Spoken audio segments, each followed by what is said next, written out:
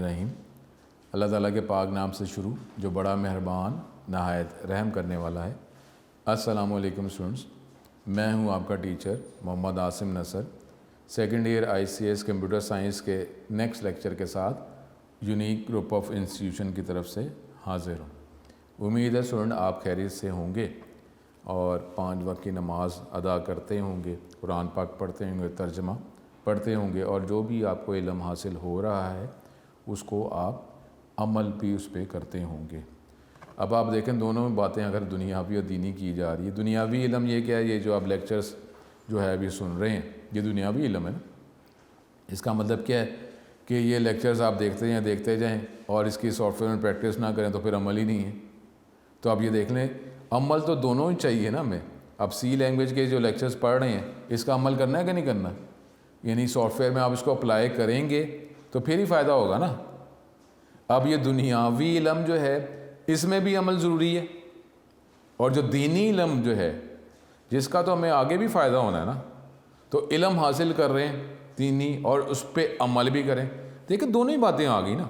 दुनियावी इल्म ये लेक्चर्स करने से क्या आप समझते हैं कि लेक्चर को वीडियो के तौर पर देखते रहेंगे तो आप जो है आप कहेंगे इल्म हासिल हो जाएगा, डायरेक्ट आप बोर्ड के पेपर दे देंगे, जब तक आप उसकी प्रैक्टिस नहीं करेंगे। प्रैक्टिस का मतलब क्या है, अमल। तो दुनियावी इल्म उस पर भी अमल जो है वो ज़रूरी है। तो अब दीनी इल्म जो आगे हमें फ़ायदा भी देगा, तो दीनी इल्म हासिल ना करना, कहते हैं जो फ़र्ज़ हैं, जो हमारे जो अकायद हैं, जो बेसिक हमारे अकायद हैं जो आप पढ़ते आ रहे हैं, कलमा, नमाज, रोज़ा, हज, ज़कात, तो ये हमारे बुनियादी अकायद है ना। तो इसमें जो बुनियादी इल्म जो है जो रिक्वायर है वो हर मुसलमान को हासिल करना ये फ़र्ज़ है। 5 बुनियादी अकायद इसके रिलेटेड जो रिक्वायर्ड इल्म है वो हर मुसलमान को हासिल करना फ़र्ज़ है। बाकी जो है कोई और इल्म है हासिल कर लें, ठीक है, वो फ़र्ज़ नहीं है। आलिम जो हैं वो आलिम मौजूद हैं, उनसे पूछा जा सकता है, लेकिन कलमा बुनियादी अकायद, फिर नमाज, रोज़ा, जहाँ जहाँ हमें ये फ़र्ज़ होता जाएगा तो इसका इल्म जो है वो हासिल करना फ़र्ज़ है। और इल्म हासिल करने के बाद क्या है, अमल भी तो करना है ना। नमाज का इल्म हासिल कर लें तो अमल ना करें, रोज़े का इल्म हासिल कर लें अमल ना करें, हज ज़कात जब फ़र्ज़ है तो उसका इल्म हासिल कर लें तो अप्लाई ना करें, तो ऐसा नहीं है, ठीक है। तो अब जो है हम टॉपिक जो कर रहे थे ScanF का टॉपिक कर रहे थे, तो ये अल्लाह ताला से दुआ करते रहें अल्लाह ताला वो बात जल्द ख़त्म कर दे। अल्लाह ताला हमें ईमान इस्तकामत अता करे, ईमान पे ही ज़िंदगी, ईमान पे ही ख़ात्मा नसीब करे। ScanF का टॉपिक हम कर रहे हैं, तो ScanF के टॉपिक जो है मज़ीद कुछ एग्जांपल्स करने के बाद इसकी वर्किंग जो है सॉफ्टवेयर की मदद से करेंगे। और जो भी आप एग्जांपल्स कर रहे हैं लाजमी सॉफ्टवेयर की मदद से लाजमी इसको अप्लाई करें। जो इल्म ही हासिल करते हैं कि स्लाइडों से जो है ये ऑनलाइन लेक्चर्स जो है सिर्फ सुनने से तो लेक्चर्स हमारे पास नॉलेज नहीं आ जाएगा, लेकिन आराम से देखते रहें, ऐसा तो नहीं होगा। तो जो काम कहा जा रहा है, होमवर्क किया जा रहा है, जो प्रोग्राम्स जो आपको बताए जा रहे हैं एग्जाम्पल के तौर पर, उसकी लाजमी प्रैक्टिस करें। कुछ ScanF से रिलेटेड कुछ एग्जाम्पल्स मज़ीद करेंगे और उसके बाद थ्योरेटिकली देखेंगे, उसको फिर मैं आपको सॉफ्टवेयर की मदद से करके बताऊंगा। अपना बहुत ज़्यादा ख्याल करें। अपने टॉपिक को कंटिन्यू करते हैं। स्टूडेंट ये ScanF का टॉपिक है, उसकी कुछ एग्जांपल थ्योरेटिकली देख रहे हैं क्योंकि एक साइज़ के अंदर भी इससे रिलेटेड प्रोग्राम्स एग्जांपल्स मौजूद हैं, तो उसको भी हम कवर कर रहे हैं। उसके बाद जो है ये मैं आपको सॉफ्टवेयर की मदद से सारे प्रोग्राम जो है हम उसको देखेंगे। ScanF को इनिशियल बिल्कुल सिंपल लेवल पे मैं स्टार्ट करके ही आपको आगे लेके जाऊँगा। अब ScanF जो है एक और जो है ये एक्सरसाइज में क्वेश्चन हैं सारे ये सॉल्व हो रहे हैं। Write a program that inputs 2 numbers and exchanges their values. The program should display the values of variable before and after exchange. तो यानी 2 वैल्यूज़ आपने गेट करनी है। जो भी 2 वैल्यूज़ आपने गेट की पहले वो वैल्यूज़ दिखानी है एज इट इज़ जो वैल्यू गेट की गई थी। उसके बाद वैल्यूज़ को आपने डिफरेंट स्टेटमेंट की मदद से इनकी वैल्यू को इंटरचेंज कर लेना है, स्विच कर देना है और फिर उसकी वैल्यू दिखानी। पहले वेरिएबल की वैल्यू कुछ और थी, जब उसको स्विच किया तो क्या हुआ, यानी मतलब क्या हुआ, पहले 2 नंबर्स गेट किए, उसको डिस्प्ले किया, एज इट इज प्रिंट हो गया। उसके बाद जब दोबारा प्रिंट किया प्रोसेसिंग करने के बाद, तो पहले वेरिएबल की वैल्यू दूसरे वेरिएबल में चली गई और दूसरे वेरिएबल की वैल्यू पहले वेरिएबल में आ गई। तो ये प्रोग्राम अब ये XY टाइम दो आपने मैसेज दिखाया जा रहा है और अब एक ही स्कैनएफ की मदद से दो वैल्यू गेट की जाएंगी। आप ये देख लें, वही स्कैनएफ के अंदर दो फॉर्मेट स्पेसिफायर आ गए। फॉर्मेट स्ट्रिंग में सिर्फ फॉर्मेट स्पेसिफायर होगा, ठीक है, माइंड में रखें। पहला वैल्यू जो है गेट की जाएगी इंटीजर फॉर्म में एक्स वेरिएबल, उसके एड्रेस में स्टोर हो जाएगी, दूसरी वाई वेरिएबल में। उसके बाद पहले आप एज इट इज़ की वैल्यू प्रिंट करा रहे हैं, वैल्यू ऑफ एक्स जो है वो एक्स की वैल्यू प्रिंट की, वाई। उसके बाद अब ये वो लाइंस हैं जो हम पहले भी कर चुके हुए हैं कि जिससे इसकी वैल्यू जो है इंटरचेंज हो रही हैं। एक्स की वैल्यू टेम में चली गई, एक्स में वाई की वैल्यू आ गई और वाई में जो एक्स की वैल्यू आपने जो टेम्प्रेरी वेरिएबल में स्टोर करवाई हुई थी वो वैल्यू पुट कर दी, इनकी वैल्यू इंटरचेंज हो गई। अब आप जब वैल्यू प्रिंट कराएंगे तो एक्स की वैल्यू जो थी वो वाई की वैल्यू उसमें चली गई हुई थी, वो प्रिंट हुई, और एक्स की वैल्यू जो है वो जो वाई में चली गई थी वो प्रिंट हुई। तो ये जो है हमारे पास प्रोग्राम, ये आगे आपको मैं वर्किंग में करके बताऊंगा, ठीक है, परेशान ना हो, ये हम करेंगे इसको। उसके बाद हमारे पास स्कैनएफ की और एग्जांपल, ये एक्सरसाइज के क्वेश्चंस हैं। ये यूज़र से एक वैल्यू गेट की जाएगी रेडियस की और फिर उसका सर्कल का एरिया निकाला जाएगा। एरिया का फार्मूला पाई इंटू रेडियस यानी R square, pi R square, ठीक है। तो इस तरह यहाँ पे दो दफ़ा मल्टीप्लाई करेंगे तो आर स्क्वायर ही बन जाएगा। Where pi is the constant value of 3.14159, तो कांस्टेंट मैक्रो हमने बनाना है नंबर साइन डिफाइन की मदद से, ठीक है। अब ये दो हेडर फाइल और ये देखें, ये अब आपने ये हमने पहले पढ़ा हुआ है, पाई जो है ये आपने कांस्टेंट मैक्रो बना लिया, पाई की वैल्यू 3.14159। अब आप वैल्यू गेट करेंगे, रेडियस की वैल्यू गेट करेंगे, परसेंटेज एफ में आर के वेरिएबल में इसकी वैल्यू चली जाएगी और उसके बाद जो है ये फार्मूला पुट करेंगे पाई इंटू आर। तो ये वैल्यू प्रोसेस करने के बाद एरिया के वेरिएबल में, और एरिया जो है उसकी वैल्यू फिर आप प्रिंट करवा देंगे, ठीक है। तो ये चीज़ें आप माइंड में रखेंगे। तो इस तरीके से ये प्रोग्राम जो है मुख्तलिफ एग्जांपल्स की मदद से हम कर लेंगे। अब एक हमारे पास और ये भी एक साइज़ का क्वेश्चन है कि जी एक वैल्यू गेट करें ए यू और 3.456 E10 एक्सपोनेंट फॉर्म में और 50। योर प्रोग्राम जो है पहले तीन वैल्यूज़ तो गेट करेगा यूज़र से, लेकिन आखिरी जो वैल्यू है वो असाइनमेंट स्टेटमेंट की मदद से पुट की जाएगी। इसका मतलब है तीन वैल्यूज़ गेट करनी है और आखिरी जो है वैल्यू वो वेरिएबल में डायरेक्टली प्लेस कर देनी है। अब ये हमारे पास ये दो वेरिएबल्स, क्योंकि अब तीसरा जो है वो फ्लोट टाइप का ना, तो इसलिए फ्लोट टाइप का वेरिएबल बनाया, फिर इंटीजर टाइप का हमने एक वेरिएबल बना लिया। Two character separated by space, क्योंकि थोड़ा ये ज़रा ज़हन में रख लें कि स्कैनएफ जो है ना, इसमें फॉर्मेट स्ट्रिंग में जिस तरीके से फॉर्मेट स्पेसिफायर बता रहे हैं वैसे ही पुट करना है। यहाँ स्पेस है ना, तो बेटर है कि आप इसमें स्पेस प्लेस करें वैल्यू पुट करते हुए, ठीक है। तो वाइट स्पेस, सी लैंग्वेज में वाइट स्पेस तीन चीज़ें होती हैं, स्पेस, टैब और एंटर। ये तीन बटन्स हैं जो स्पेस जो है प्लेस करते हैं, टैब, एंटर और स्पेस बार। स्कैनएफ में आपको जब यूज़ करवाऊंगा अभी इनिशियल लेवल पे, तो ये सारी चीज़ें मैं आपको करके बताऊंगा, ठीक है। फिर उसके बाद ये जो एग्जांपल्स हम कर रहे हैं इसको हम देखेंगे। फिर एक फ्लोट वैल्यू गेट की गई और फ्लोट वैल्यू में आप एज इट इज़ ये वैल्यू पुट कर सकते हैं 3.456 E10, ये आप लिख सकते हैं। ये एक्सपोनेंट फॉर्म में आपने ये फॉर्मेट स्पेसिफायर ई एक्सपोनेंट फॉर्म इस्तेमाल किया। उसके बाद जो है जो आखिरी जो वेरिएबल है उसमें तो वैल्यू पुट ही कर देनी ना, यूज़र से नहीं पूछनी, तो ये आपने डायरेक्टली वैल्यू इसमें पुट कर दी। उसके बाद जो है जब आप प्रिंट कराएंगे तो पहले दो वेरिएबल्स की वैल्यू कैरेक्टर फॉर्म में वो आपने प्रिंट करवाई। तीसरा वेरिएबल 8.3E ऐसी है ना, 8.3 और E ये आपको ऐसे ही वैल्यू ये E+10 के हवाले से दिखा देगा। फिर आखिरी वैल्यू जो आपने पुट की थी डायरेक्टली वेरिएबल में वो आप प्रिंट करवा देंगे, ठीक है। तो ये हमारे पास, फिर ये भी हमारे पास एक साइज़ का क्वेश्चन है।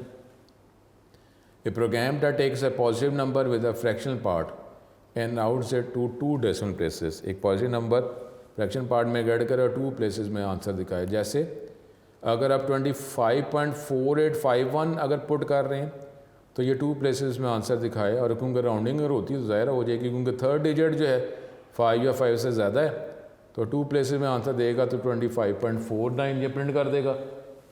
और अगर आप 32.4431 पुट कर रहे हैं तो ये 2 प्लेसेस में, क्योंकि तीसरा डिजिट 5 या 5 से ज़्यादा नहीं है, तो ये आपको आंसर 32.44 ही प्रिंट करेगा। तो ये अब आप वैल्यू आपने एक पॉजिटिव ही गेट करनी है।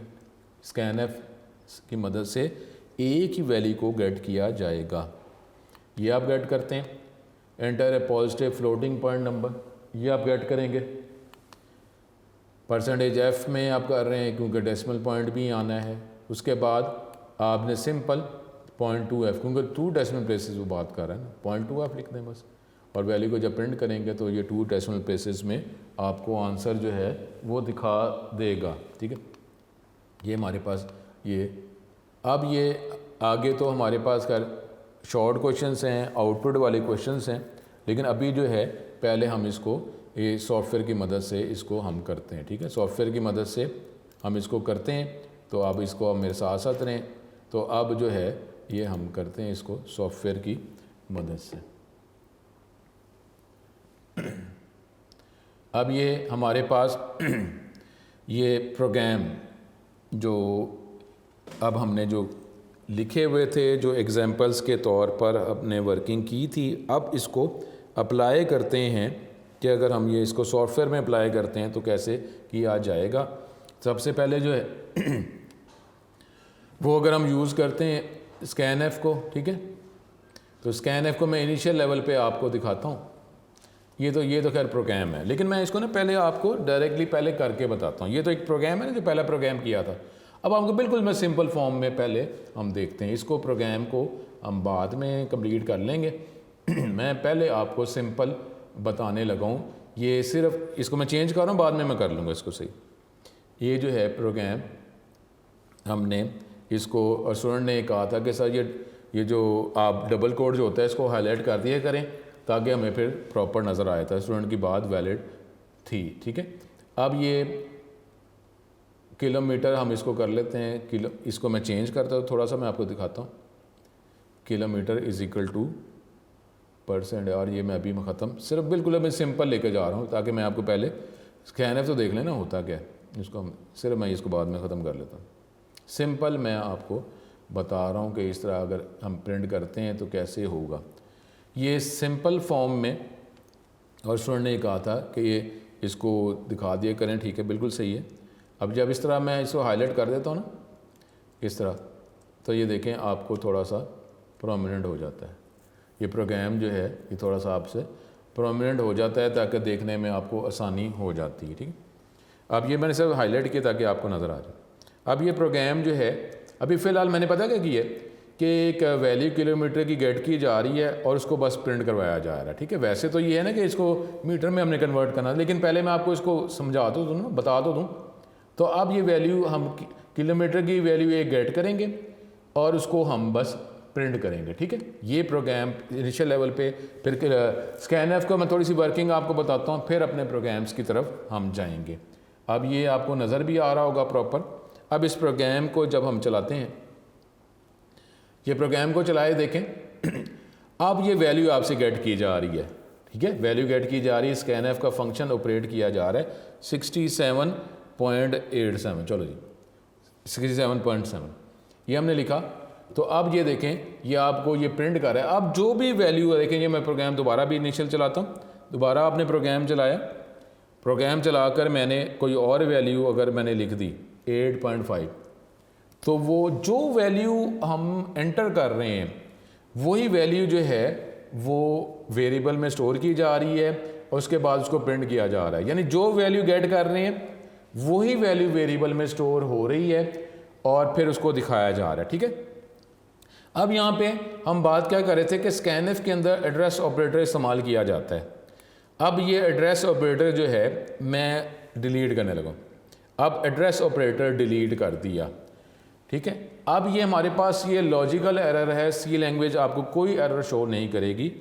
अब जब मैं प्रोग्राम चलाऊंगा, वो कीबोर्ड से एक वैल्यू गेट तो कर ली गई, लेकिन स्कैनएफ में वेरिएबल के साथ एड्रेस ऑपरेटर लिखना था, आपने नहीं लिखा। अब वैल्यू कीबोर्ड से गेट कर ली गई, लेकिन इस वेरिएबल में स्टोर नहीं करवाई। जब वेरिएबल में वैल्यू स्टोर नहीं हुई तो किसी इस लाइन में कहीं पर किलोमीटर की वैल्यू आप इक्वल टू करवा रहे हैं। जो वैल्यू गेट हुई वो तो किलोमीटर के वेरिएबल में गई ही नहीं है। तो अब आप जब प्रिंट करेंगे, यहाँ पे प्रिंट करेंगे तो प्रिंट क्या करे, वो वैल्यू जो आपने कीबोर्ड की मदद से एंटर की थी वो तो वेरिएबल में गई नहीं है। तो फिर ये क्या करेगा, ये unexpected answer garbage value print करेगा। ठीक है, अब इस प्रोग्राम को अगर हम चलाते हैं, ये प्रोग्राम को चलाया, अब ये प्रोग्राम को जब चलाया हमने तो ये जो है ये तो प्रोग्राम चला ही नहीं है।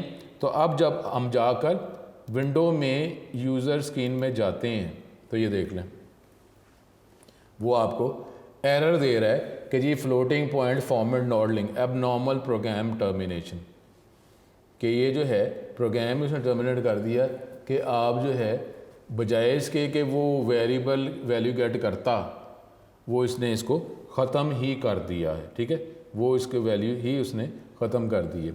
अब इसको अगर हम इंटीजर फॉर्म में भी अगर ले जाते हैं, ठीक है, इंटीजर फॉर्म में भी इसको हम लेके जाते हैं, दोनों इंटीजर टाइप के वेरिएबल ही बना दिए और यहाँ पे मैंने परसेंटेज जो है डी या आई लिख दिया और इसी वेरिएबल की वैल्यू फिर %d में हम गेट करें। ये मुख्तलिफ सिचुएशंस आपको करके बता रहा हूँ। अब जब ये प्रोग्राम चलाया, अब वो तो फ्लोट हवाले से फ्लोटिंग पॉइंट का एरर दिखा रहा था, लेकिन जब आपने इंटीजर दिखाया तो उसने एरर नहीं दिखाया। अब आपसे वैल्यू गेट की जा रही है। अब मैं सिर्फ इंटीजर फॉर्म में डेसिमल पॉइंट नहीं स्टोर करना, मैंने लिखा 6,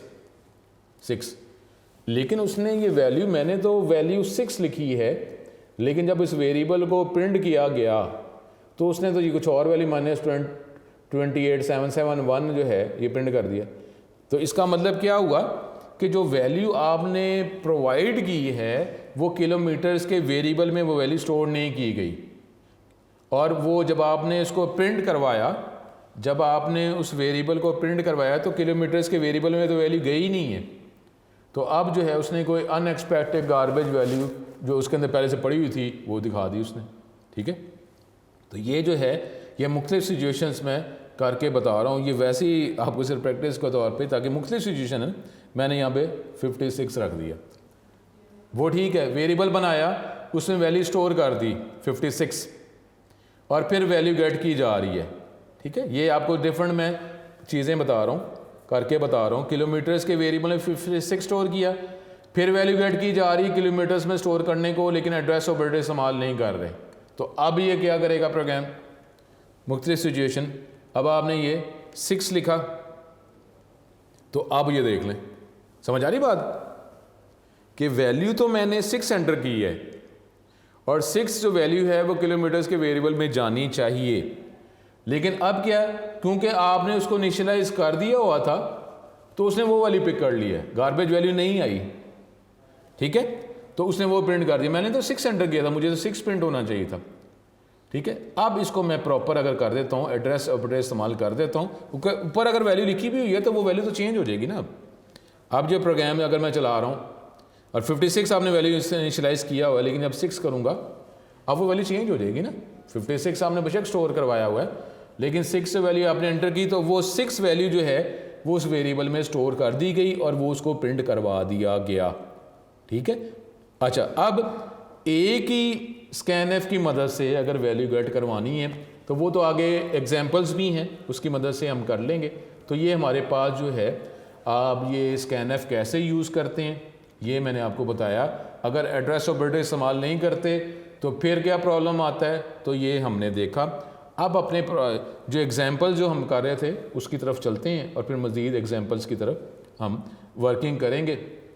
तो अब ये जो है इसको मैं अगर ख़त्म करता हूँ, कहते सेव नहीं करना, नहीं, तो फिर अब जो है वही जो हमारे पास जो एग्जांपल्स थी उसकी तरफ प्रॉपर हम आ जाते हैं। ये हमारा प्रोग्राम, ठीक है, वो स्टूडेंट बिल्कुल अच्छी बात है, जो अच्छे स्टूडेंट्स हैं वो नॉर्मल जो काम है वो तो हम कर सकते हैं। अब ये देखें, इस तरीके से प्रोग्राम को मैं हाईलाइट कर रहा हूँ सिर्फ आपको, क्योंकि देखने के वाले से जो है वो आपको प्रॉब्लम अगर आता है तो इसलिए मैं इसको हाईलाइट कर दिया ताकि आपको ये सारी लाइंस नज़र आ जाएं। ये हमारा प्रॉपर प्रोग्राम था। पहली एग्जांपल थी जो हमने की थी कि जी एक वैल्यू जो है किलोमीटर में गेट करें, उसको फिर 1000 से मल्टीप्लाई करके उसके मीटर्स निकाले जाएं और दिखाए जाएं। और जब ये प्रोग्राम अब हम चलाते हैं, इस प्रोग्राम को हम चला रहे हैं तो मैंने अगर 56 लिख दिया तो ये इसको जब 1000 से मल्टीप्लाई किया जाएगा तो 7 वो 660 तो आएंगे, क्योंकि मैंने फॉर्मेट फील्ड विड्थ स्पेसिफायर में नहीं बताया हुआ। तो इस 56 kilometers is equal to 56,000 meters, ठीक है, क्योंकि 1000 से मल्टीप्लाई किया जाएगा, 7660 आ रहे हैं, क्योंकि यहाँ पर आपने परसेंटेज LF इस्तेमाल किया है, format specifier field width specifier इस्तेमाल नहीं किया। तो इस तरीके से ये आपको आंसर वो दिखा रहा है, ठीक है। अब आगे अगली एग्जांपल जो हमने वर्किंग में की, अगली एग्जांपल की तरफ अगर हम चलते हैं तो ये अगली हमारे पास एग्जांपल्स के जो ये था कि जी प्रोग्राम जो है वो आपका नेम, किसी का यूज़र का नेम, एज और सिटी जो है वो गेट करे। ये मैं फिर दोबारा उसको अगर हाईलाइट कर देता हूँ तो आपको ये नज़र आ जाए। ये अगली एग्जांपल थी कि अब वो स्टार्ट में हमने ये स्ट्रिंग बनाया 30 करैक्टर्स का, फिर 40 करैक्टर्स का एक और स्ट्रिंग बनाया, उसका नाम सिटी रखा, करैक्टर्स ही इसके अंदर स्टोर होंगे। नेम गेट किया गया, एज गेट की गई, फिर सिटी का नाम गेट किया गया। अब ये देखें जहाँ पे स्ट्रिंग है वहाँ पे एड्रेस ऑपरेटर नहीं है, आप लिख दें कोई एरर नहीं है, लेकिन ये कि जो स्ट्रिंग के नाम के अंदर ही उसका एड्रेस होता है तो ये लिखने की ज़रूरत नहीं होती। नाम गेट किया गया, उसके बाद जो नेम, एज और सिटी जो है वो दिखा दिया गया, ठीक है। परसेंटेज S स्ट्रिंग के लिए होता है और इंटीजर के लिए, ठीक है। अब ये प्रोग्राम जब चलाएंगे तो स्कैनएफ से पहले भी कहा हुआ है कि जी प्रिंटएफ उसके साथ एसोसिएट होता है, ताकि हमें पता चले कि जो वैल्यू गेट की जा रही है तो क्या वैल्यू गेट की जा रही है। तो इसलिए जब स्कैन किया जा रहा है तो उससे पहले नेम, एक मैसेज दिखाया जाएगा। अगर आप मैसेज नहीं लिखेंगे तो वैल्यू तो गेट की जा रही होगी, लेकिन हमें पता नहीं कि क्या गेट किया जा रहा है, ठीक है। तो ये प्रोग्राम जो है जब आप चलाएंगे, ये प्रोग्राम चलाया, पहले नाम एंटर किया जा रहा है, गेट किया जा रहा है, सपोज़ कोई नाम असद हम रख देते हैं, फिर एज जो है वो हमने सपोज़ 20 कर दी, फिर सिटी नेम लाहौर ये हम करते हैं। उसके बाद जो है प्रिंटएफ की मदद से जो है वो इसको जब प्रिंट किया गया तो वो नाम वो दिखा रहा है असद, सिटी जो है वो लाहौर है, आगे पीछे हम कर सकते हैं, एज जो है 20 जो आपने। अब आप ये जो प्रोग्राम जो है ना अब डायनामिक हो चुका हुआ है, जब दोबारा प्रोग्राम चलाते हैं तो ठीक है, अब आप नाम को जो आप नाम लिख रहे हैं तो वो नाम ही वो उसमें पुट किया जा रहा है। अब अगर मैं 17 एज लिख देता हूँ और ये कराची अगर लिख देता हूँ, तो अब जो वैल्यू आप जो एंटर कर रहे हैं, अब ये प्रोग्राम डायनामिक हो चुका हुआ है कि जो वैल्यू आप प्रोवाइड कर रहे हैं वही वैल्यू वेरिएबल में स्टोर की जा रही है और उसको आगे फिर प्रोसेस किया जा रहा है, ठीक है। तो ये डायनामिक हमारे पास प्रोग्राम्स हो जाते हैं, तो इस पर आप वर्किंग करते रहें। सारी एग्जांपल जो हैं आपके लिए ज़रूरी हैं, ये आप करते रहेंगे तो आपकी वर्किंग जो है बेटर होती जाएगी। तो अब ये चैप्टर नंबर 10 जो है ये भी हमारे पास ये बस अब फिर ख़त्म ही होने को आ जाएगा। तो अब ये सारे प्रोग्राम जो स्टूडेंट कह रहे थे कि जी एग्जांपल्स, और मैंने उनको कहा भी था कि चैप्टर 10 से ऑनवर्ड जो है फिर एग्जांपल्स आनी शुरू हो जाएंगी, और ये देख लें अब ये हमारे पास एग्जांपल्स आ रही हैं। अब आप इसकी प्रैक्टिस लाजमी करते रहें, ये सिर्फ ये वीडियो देखने से ये लेक्चर्स कभी भी नहीं आएंगे, आप इसकी लाजमी प्रैक्टिस करेंगे, वर्किंग करेंगे तो फिर ही होगा। क्योंकि मैंने आपको बताया है कि शॉर्ट क्वेश्चंस के अंदर जो है ये आउटपुट एरर वाले क्वेश्चंस आते हैं, वो आपको करने होते हैं, और साथ ही जो लॉन्ग क्वेश्चंस हैं 3 लॉन्ग क्वेश्चन में एक लॉन्ग क्वेश्चन जो है जो प्रोग्राम से रिलेटेड होता है वो भी आपको करना होता है, ठीक है। 3 में से 2 करने, अगर आप कहेंगे जी वो मैं नहीं कर रहा प्रोग्राम, तो लेकिन वो जो शॉर्ट क्वेश्चन कैसे करेंगे जिसमें आउटपुट एरर वाले होंगे, वो तो आपको प्रोग्राम के तौर पर ही देखने होंगे ना। हमारे पास आगे जो एग्जांपल्स हम कर रहे थे, ये अब आप एग्जांपल अगर अगली एग्जांपल अगर हम करते हैं तो ये हम ये बेस और हाइट गेट की जा रही है, ठीक है। बेस और हाइट ये जो हमारे पास अगली एग्जांपल थी, बेस और हाइट गेट की जा रही है। उसके बाद जो है एरिया कैलकुलेट किया जा रहा है, half into base into height, उसके बाद इसको प्रिंट किया जा रहा है एरिया की वैल्यू। तो ये सारी एग्जांपल्स हैं, इसकी सारी प्रैक्टिस रिक्वायर है, आप करेंगे तो फिर ही होगा हमारे पास।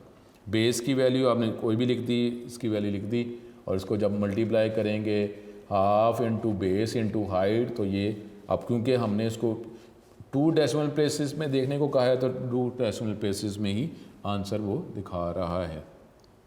ये मुख्तलिफ एग्जांपल्स हैं, ये देख लेना आप, ये मुख्तलिफ जो एग्जांपल्स हम कर रहे हैं, अगर आप ये थ्योरी में इस तरह देखते जाएंगे तो अब ये तो प्रोग्राम लिखा हुआ है ना, अब तो प्रोग्राम लिखा हुआ है, लेकिन आप अगर ख़ुद लिखेंगे तो प्रैक्टिस तो फिर ही होगी ना। इस तरीके से देखते देखते जो है वो तो प्रोग्रामिंग हिस्सा तो नहीं आती ना, कि अब आप जो अगर कोई किताब जो है वो अगर आप देख लेते हैं, किताब को देख कर या प्रोग्रामिंग करते जाएंगे, देखते जाएंगे, बस याद करते जाएंगे। प्रोग्राम से याद करने से थोड़ी आता है। ये तो होता है कि जब आपने देखना है कि कितनी वैल्यू गेट की जा रही है, किस फॉर्म में गेट की जानी है, और फिर प्रोसेसिंग क्या करनी है, और फिर जो दिखाना है तो किस फॉर्म में दिखाना है, कौन कौन सी वैल्यू दिखानी है, तो ये तो आपका है ना। फिर आपने देखना है कि वेरिएबल किस टाइप के होंगे, एक वेरिएबल बनाना, दो बनाना, तीन बनाने हैं, वेरिएबल की टाइप क्या होगी, वैल्यू जो मैंने गेट करनी है वो कितनी वैल्यूज़ गेट करनी है। अगर क्वेश्चन में नहीं बताया गया तो नॉर्मली जो एक्सप्रेशन है उसके राइट साइड पे जो भी होता है वेरिएबल्स जिसकी वैल्यू आपने पुट करनी है वो गेट की जाती है, और फिर एक्सप्रेशन प्लेस करके जवाब लेफ्ट हैंड साइड को दिया जाता है। जिस तरीके से ये देख लें कि इसी एग्जांपल के अंदर ये अगर ये एक्सप्रेशन है तो इसका मतलब क्या है, बेस और हाइट की वैल्यू तो पुट करेंगे तो फिर ही वो एक्सप्रेशन के अंदर जो है आगे वैल्यूएशन होगी ना। तो बेस और हाइट जो है वो यूज़र से पूछी जाएगी। तो ये जो है ये तो हमारा अपना लॉजिक है ना। ये तो नहीं होगा कि अब आप जो है कोई और प्रोग्राम आ जाता है और उसमें कोई इक्वेशन कोई और है, एक्सप्रेशन कोई और है, तो आप कहेंगे ये करवाया नहीं गया। तो आपने देखना है ना कि वेरिएबल कितने गेट करने हैं, क्या टाइप होगी, कितनी वैल्यू गेट करनी है, फिर आगे जो प्रोसेसिंग करनी है तो वो प्रोसेसिंग तो चैप्टर 9 के हवाले से रिलेटेड थी, जो एलिमेंट्स ऑफ सी, तो वो आपने पुट करना है, कौन सा ऑपरेटर इस्तेमाल करना है, अर्थमेटिक है, रिलेशनल है, लॉजिकल है, वो आपने देखना है। उसके बाद प्रिंट करवाना है तो प्रिंट क्या करवाना है, किस फॉर्म में करवाना है, तो ये तो आपका अपना लॉजिक है ना। तो ये तो नहीं आपके इस तरह ये प्रोग्राम करवाएगा ये नहीं करवाएगा, आपको मेथड बता दिया तो प्रोग्राम जो मर्जी हो, ठीक है। तो इसलिए इसकी लाजमी हर प्रोग्राम की प्रैक्टिस आप करें तो फिर ही हमारे पास ये आएगा। अगला जो है जो सेल्सियस में वैल्यू गेट की जा रही है। अच्छा, अब इसको भी अगर देख लेते हैं कि यहाँ पे 9 ये जो प्रोग्राम है हमारे पास, इसमें ये 9.0 डिवाइड बाई 5.0 और 9 डिवाइड बाई 5 इसमें क्या फ़र्क है। तो सुन, ये चैप्टर 9 में हम कर चुके हुए हैं कि अगर 9 डिवाइड बाई 5 करते हैं तो ये डेसिमल पॉइंट में आंसर नहीं देता। अब इसलिए क्योंकि फ्लोट टाइप का है तो इसका आंसर डेसिमल पॉइंट में आना है ना। 9 को 5 से डिवाइड करते हैं तो पूरा पूरा डिवाइड तो नहीं ना होता, इसलिए 9.0 डिवाइड बाई 5.0 हम कर रहे हैं, अदरवाइज़ आंसर सही नहीं आएगा।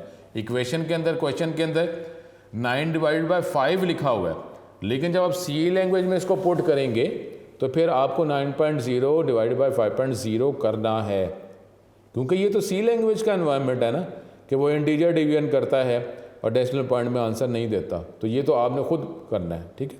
तो ये प्रोग्राम जो है, इस प्रोग्राम को अगर आप करते हैं, अब ये देखें ना, ये तो प्रोग्राम आपको नज़र आ रहे हैं। आप जब करेंगे तो कोई आपके सेमीकोलन मिस हो गया, डबल कोट शुरू किया, ख़त्म नहीं किया, एटैचो बड़े इस्तेमाल नहीं किया, तो ये आप सारी आप ख़ुद वर्किंग करेंगे तो एरर आएंगे तो उस एरर को सॉल्व किया जाएगा ना। अब एरर्स जो है ये बेसिक हमारे पास एरर्स हैं, कुछ एरर्स तो मैंने स्कैनएफ में आपको करके बताई ही है। अगर आप इस तरह नहीं करेंगे, प्रैक्टिस नहीं करेंगे तो वर्किंग हमारी नहीं हो सकेगी। अब एक वैल्यू जो है गेट की जा रही है सेल्सियस में 45.6 कर लेते हैं, 5.6। अब ये फॉरेनहाइट में जब करते हैं तो उसका जवाब ही हमारे पास ये 0 में आ रहा है, ठीक है।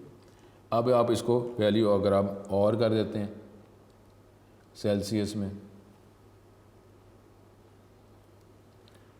78.9, अब ये हमारे पास ये वैल्यू जो है ये इसमें ही आती जा रही है कि अगर सेल्सियस की वैल्यू जो है वो अब हम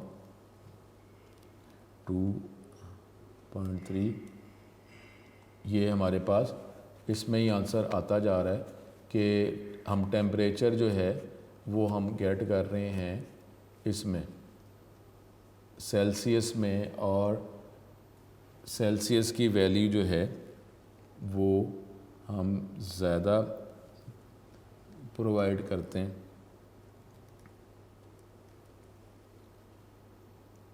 456.8, ठीक है। अब ये आंसर जो है हमारे पास ये क्यों इस तरह आता जा रहा है, ठीक है। अब इसको कोई बात नहीं, हम इसको सॉल्व कर लेते हैं। कि कैसे इसको किया जा रहा है। परसेंटेज एफ़ और ये जो हम कर रहे हैं 9.5। अब ये कोई बात नहीं, अगर ये हमारे पास एरर आ जाता है तो इसको अगर ख़त्म करते हैं कि क्या सेल्सियस को वो ना, ये इसके बगैर कोई बात नहीं, अगर कोई एरर आ गया है तो इसको हम देख लेते हैं। अगर इसको हम करते हैं, अब इसमें 32 को उसने ऐड करना है, इट इज़ 6.3। ठीक है, अब ये वैल्यू हमारे पास जो है वो टेम्परेचर इन फ़ारेनहाइट, इसकी वैल्यू जो है हम सेल्सियस प्लस 32 15 कर देते हैं। 34 एंटर कर रहे हैं और ये हमारे पास, इसको हम डबल में कर लेते हैं। वैल्यू उसकी रेंज से अगर बाहर जा रही है तो परसेंटेज हम LF कर लेते हैं।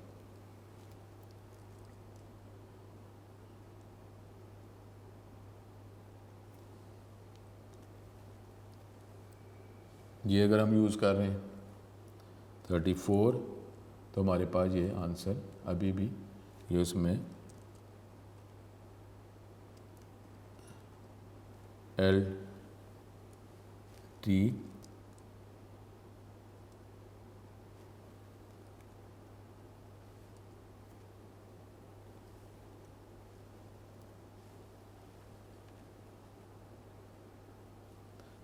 F9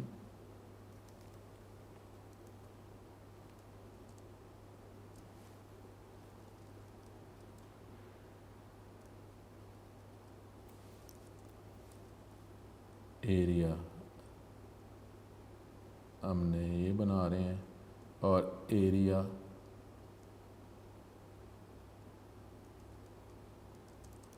अब इसको अगर हम, कोई बात नहीं, इंटीजर टाइप में अगर वैल्यू गेट कर रहे हैं और फिर इंटीजर में गेट कर रहे हैं और इंटीजर में दिखा रहे हैं, ठीक है, 4 लिखा तो ये आंसर आपको उस तरीके से आपको दिखा रहे हैं। अब यहाँ पे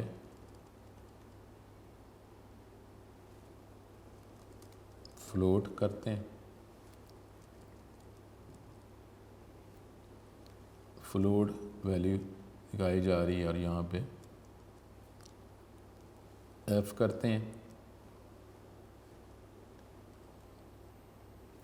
4 तो ये आपको temperature in Fahrenheit Celsius Fahrenheit Celsius plus 32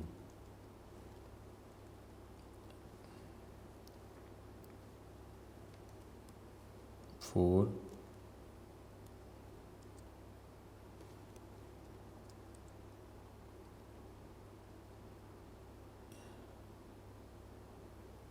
इसमें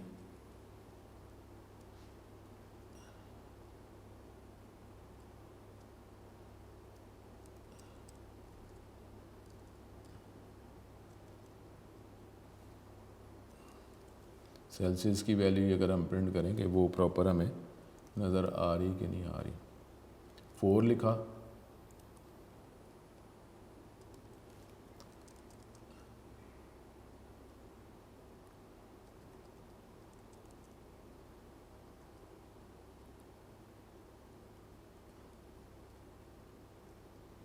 ये हमें बिल्कुल ही प्रिंट नहीं कर रहा। सेल्सियस में अगर हम कर रहे हैं एज इट इज़ वो वैल्यू 44 5.0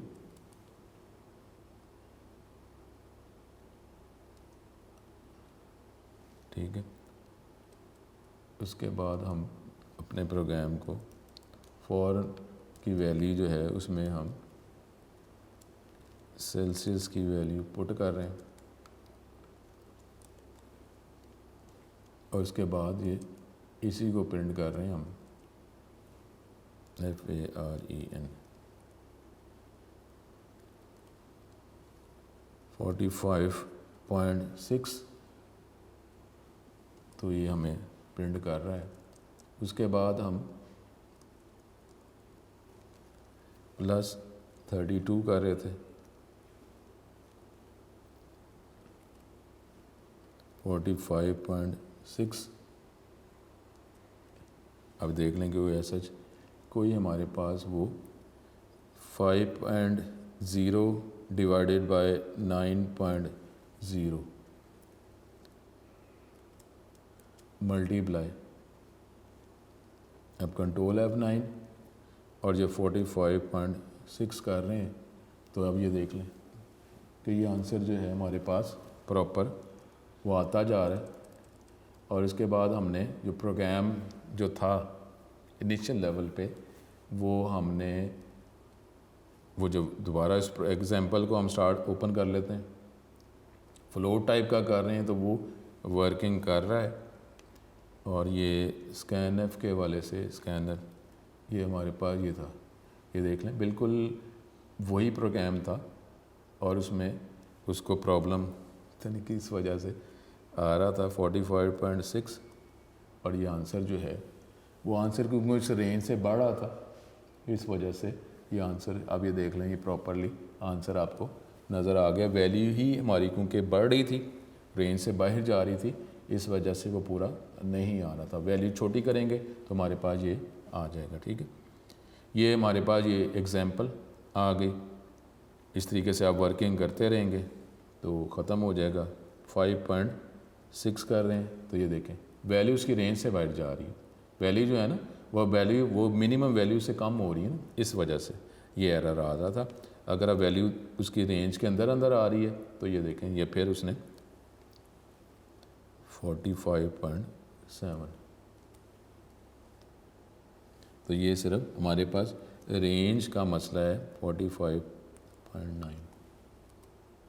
अब वो प्रॉब्लम फिर आना शुरू हो गया। ठीक है, तो ये जो है सिर्फ हमारे पास रेंज का मसला है। ये अदरवाइज़ हमारी इस लॉजिकली इस प्रोग्राम में किसी भी किस्म का कोई एरर नहीं है, इस प्रोग्राम में हमारे पास कोई एरर नहीं है। ठीक है, तो ये हम ये कर रहे थे तो ये वो F9 4.7 और ये देखें ये वैल्यू जो है अब ये इसकी रेंज में आता है तो ठीक है, वो आंसर आपको दे देता है।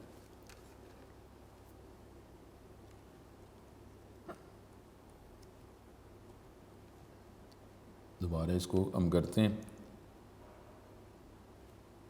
स्कैनएफ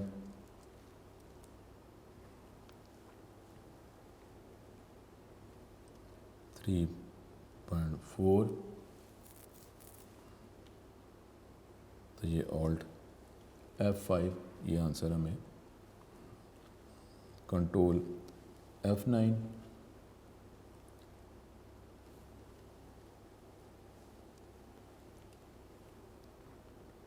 4.6, यहाँ पे हमारा ये ब्रेक पॉइंट लगा हुआ है।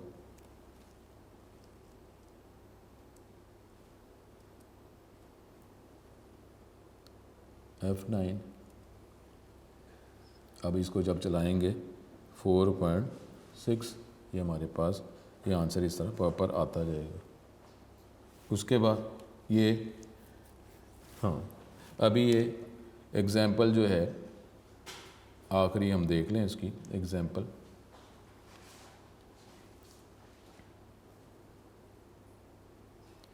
स्कैनएफ के मज़ीद जो हमने एग्ज़ाम्पल इसके आगे ये दो नंबर्स आप एंटर करें 45 और फिर अगली वैल्यू 67।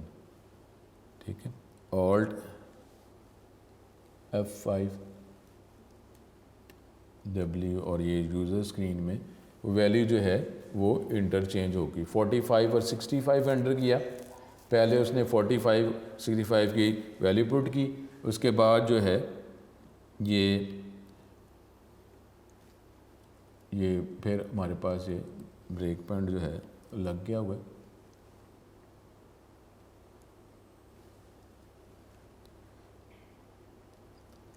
जो वैल्यू जो है उसने प्रोसेसिंग करने के बाद जो है उसको जो है स्वैप इंटरचेंज कर लिया, ठीक है। कंट्रोल F9, वैल्यू, पहली वैल्यू, दूसरी वैल्यू।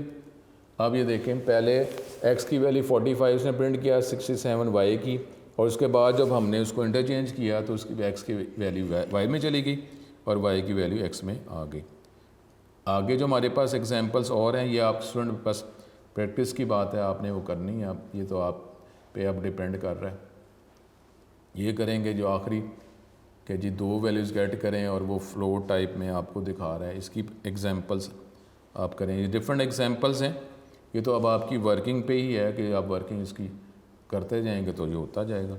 ये आखिरी जो है कि कोई वैल्यू एंटर करें और 2 प्लेसेस तक वो आंसर देगा।